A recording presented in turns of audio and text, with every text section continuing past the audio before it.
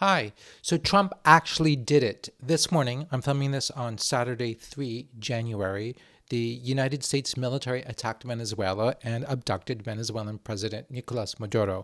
The whole thing was over in a matter of hours, and now Maduro is in New York City, ostensibly to stand trial. What are we to make of all of this? Is this good? Is this bad? Should we be excited? Should we be concerned? Should we be cheering? Should we be crying? I want to try to answer these questions in this video. My name is Michael Shirkin, and welcome to my YouTube channel, Pax Americana, a conversation about world affairs, global conflict, military strategy, and anything else that happens to be on my mind. Of course, as always, if you like this video, please hit like and subscribe. You know the drill. Also, feel free to send some money my way using the thanks button, or you can buy me a coffee using the link in the description below. You can even become a member, which would make you one of the coolest people in the world. So let's think this through, and I'm going to try to think this through, dare I say, Michael Shirkin style. Now, what I mean by that is that I'm interested in balance, right? I'm not interested in knee-jerk reactions in like yes or no or good or bad, like, because I've seen plenty of that, like on social media, where, people who predictably would be against it are against it, and people who predictably would be excited by it are excited by it. Can we think it through and try to come up with some sort of balanced and rational appreciation or understanding of what just happened and whether or not this is good or bad? Now, as part of that, I want to come straight out and say that there are two points of view, two responses to the Venezuela attack that I wish to dismiss out of hand as being, I think, stupid and wrong, right? So on one side, what we have is the idea that somehow Maduro is good and should be returned to power. And I've seen that, particularly from people on the left. Let's get this, let's get this out of the way. Maduro is bad. Venezuela is better off without him. I think the world is better off without him. Everybody's better off without Maduro, except perhaps Iranian agents who are operating in Venezuela thanks to him. The other approach that I categorically reject is the freaking awesome America, fuck yeah kind of thing that I've seen plenty of in social media. I confess to being a little bit thrilled by the display of power. It's kind of awesome, literally awesome. To cite the Australian influencer Drew Pavlou, here's a superpower doing superpower stuff, and that's really cool. Who else can pull off this kind of thing? Certainly not Russia. We remember their 3-day special operation all too well. And it almost reminds me, the feeling is like back in 1991 for Desert Storm, I was in France, actually. I was studying France. This is when I really learned French. And I was watching the whole thing unfold through French media. And it was fascinating to watch the French watch the U.S. military, the way the whole American military machine just kind of unfurled itself and then went into action. And if I had to sum up the French response, or the French media's response, it was, holy shit. It kind of put everything and everyone in their place. It was terrifying just to see, because nobody else can touch this.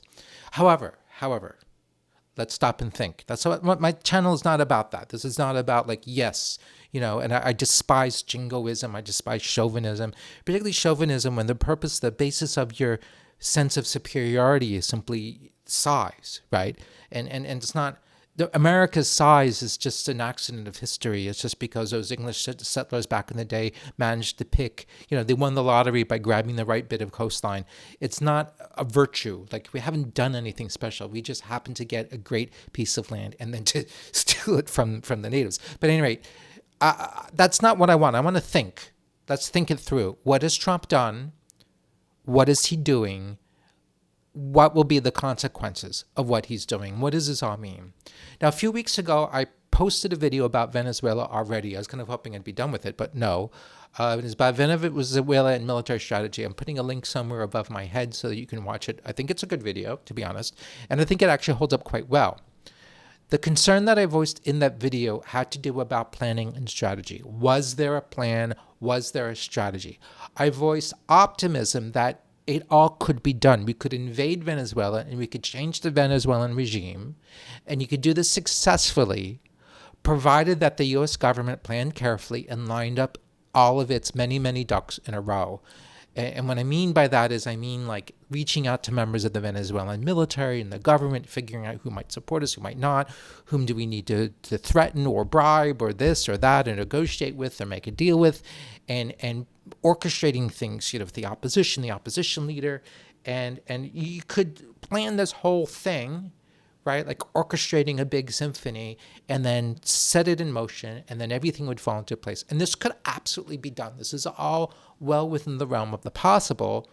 The problem is that I was not at all convinced, and am not convinced, that the crew currently running the U.S. government is capable of such careful planning. And at the minimum, one needs to have a clear idea about the desired political outcome. Remember, war, as we famously know, thanks to Clausewitz, is policy by other means, which means that politics by other means, which means that war is to achieve some sort of political end, some sort of policy result. You need to desire to, you need to have in mind when you're planning a war, what is the desired end state? What do you want to achieve? You want to establish what? You want to put whom in charge, to do what, to what end? And after all, the easy part, we've seen this over and over and over again, the easy part for the United States is invading and blowing up anything we want to blow up and killing anybody we want to kill at will.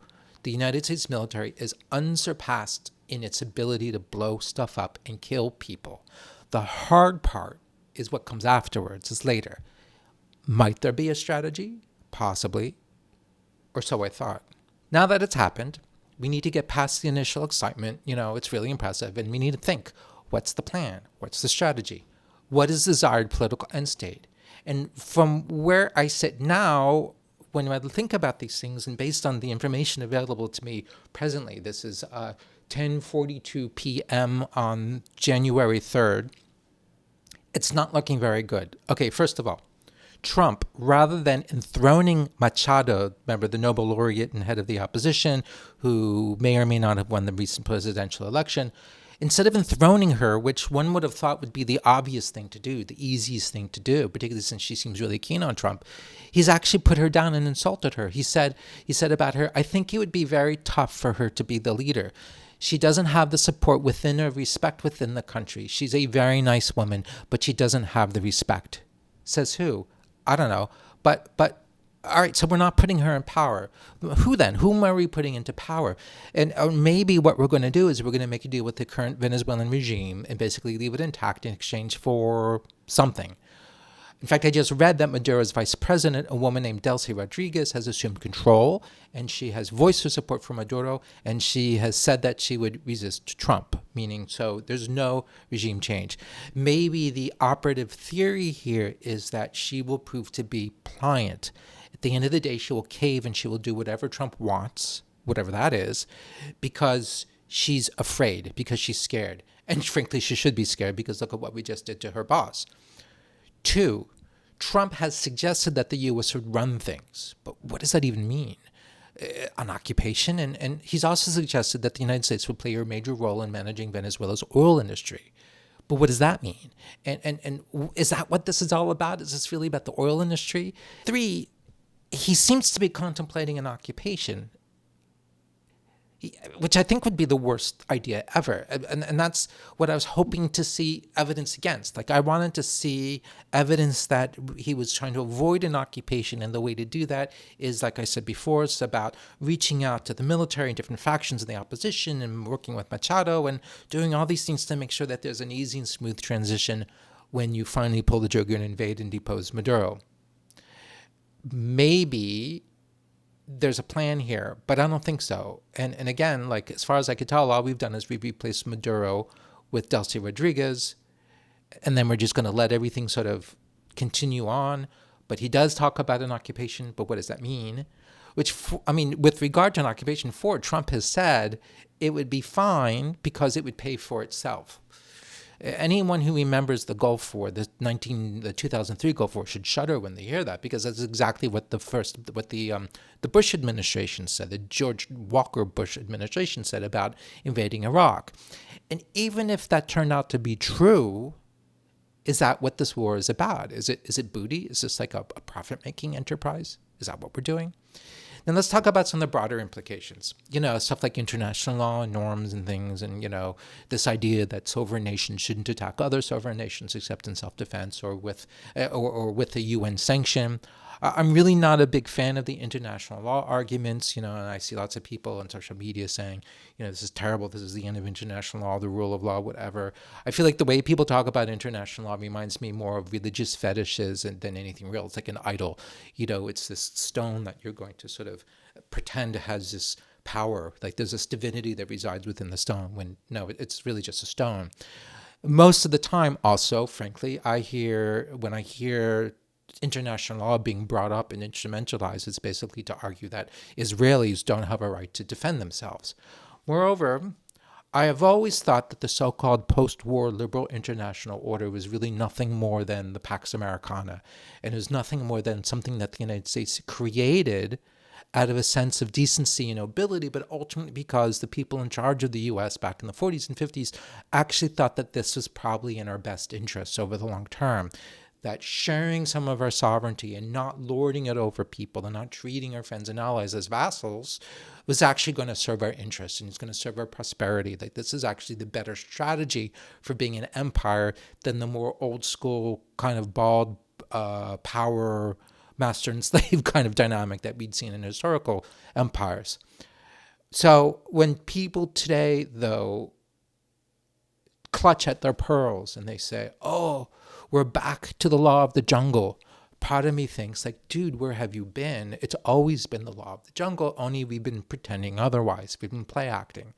It reminds me of all those wonderful, I'm a big Game of Thrones fan, but they had these really interesting, subtle debates or discussions about power versus sort of the idea that there were rules or there were laws, and I think with the Hound there are conversations about what it meant to be a sir, like what it meant to be a lord or a noble or aristocrat, and the Hound was arguing that's all like BS, it's all this garbage, this patina, because in reality politics and everything is about raw power and violence, and this idea of courtly manners and rules is just like putting lipstick on a pig. It's just that nobody really wants to admit it. What about U.S. law, though? Like, forget about international law. What about U.S. law? Here, there really is something to be said or discussed about the constitutionality of what Trump just did. Remember, the Constitution makes very clear. It's interesting. The Constitution, there's so many people in America who talk about how they're strict constitutionalists and are all about, like, the intent of the founding fathers. But then those same people are all about flagrantly abusing that and ignoring that, because among other things, if you look at the Constitution, it's very clear that, first of all, the United States really probably shouldn't even have a standing military, right? Secondly, certainly not as large as it actually is. Secondly, while the president is in command, but it's really Congress that gets to decide if we go to war or not, like that kind of thing, right? If I understand correctly, Trump did not ask Congress for permission, and he did not even notify anyone in Congress either that he was going to do it. Is this okay? Well, regrettably, it's normal. It's become accepted because for the past 30 plus years, we've more or less been operating in this manner. Ever since, I guess, Vietnam with War Powers Act and all sorts of things, like we've stopped declaring war on anybody and increasingly given the executive, the president, greater leeway to just kind of do whatever he pleases. So George Herbert Walker Bush, for instance, when he attacked Panama in 1989, did not ask permission, although he did authorize Congress a few hours before he was going to do it. Afterwards, Congress, from what I understand, sort of retroactively endorsed the whole thing, which politically made sense because it was fast and successful. But was that really the smart play in terms of the long-term interests of American democracy and American stability for Congress to basically say, yeah, it's fine, you get away with it, you get a pass. And then we keep giving the executive a pass and a pass and a pass until we're at this point where Trump can blow up boats whenever he wants or invade Venezuela whenever he wants because he feels like it. I feel like this is really dangerous. Like, at some point now, it doesn't look to me like Congress does anything to check the authority of the executive. I think that's the debate that we need to be having. Like, never mind the right or wrong in opposing Maduro. We need to be talking about the War Powers Act. We need to be talking about Congress's role, because so far Congress has completely abnegated any responsibility in terms of national security, at least from my standpoint. To get back to international law, though, there really is something to be said about norms. The idea that there's something disconcerting about normalizing the idea that sovereign nations can attack one another. We are perhaps better off agreeing to at least pretend, even if it's just a social convention, that it's a bad idea, right? And that countries shouldn't attack one another without cause. Because I hate to say it, the Trump administration has not established, at least to my satisfaction, that it had just cause in going to war against Venezuela. Remember Operation Just Cause? That was our invasion of Panama in 1989. Back then, even then, I thought it was BS. That was my take back then. But now I really feel like the correct name for what we just did in Venezuela should be Operation Just Because. Which also leads me to the question, is this all about oil? I'm not convinced. I mean, it might help make the whole thing more attractive for Trump, but this is what I see going on, both with respect to Venezuela and also, frankly, Greenland, because it's related. What we see is a mutation, or perhaps also a vulgarization of the neocons' contempt for the liberal order and orthodoxies related to statecraft that have dominated American thinking since World War II. It's less about oil than it is about flaunting that contempt and rejecting the liberalism that has defined the Pax Americana up until now. So we no longer care about diplomatic niceties or even pretending to be mindful of international law. We no longer are impressed by the friendship of countries like Denmark. We want a post-liberal or perhaps a pre-liberal sort of empire in which we take what we want and flex our power because we can. This is really dangerous stuff.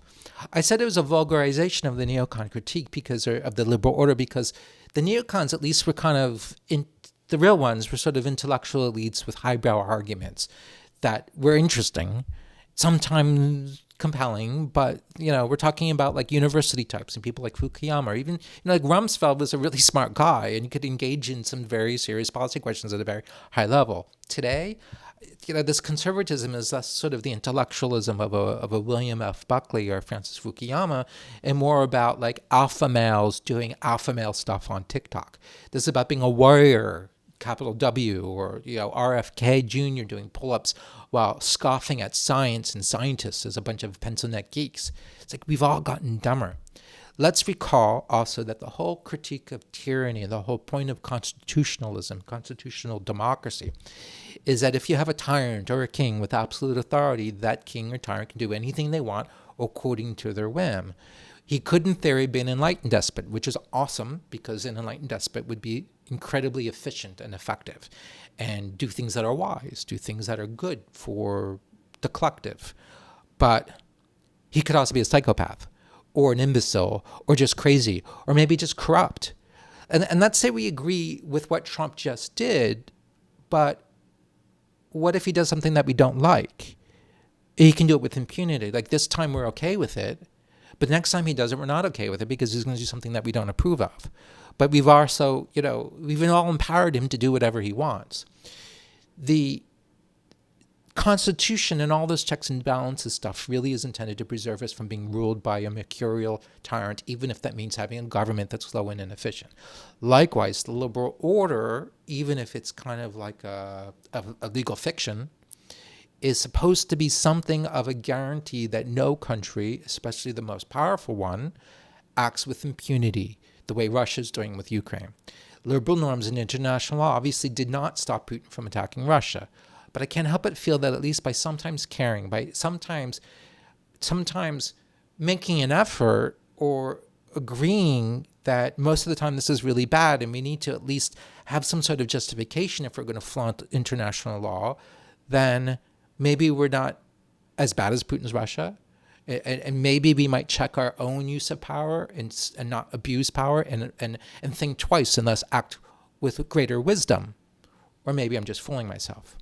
So, conclusion. Venezuela, good or bad?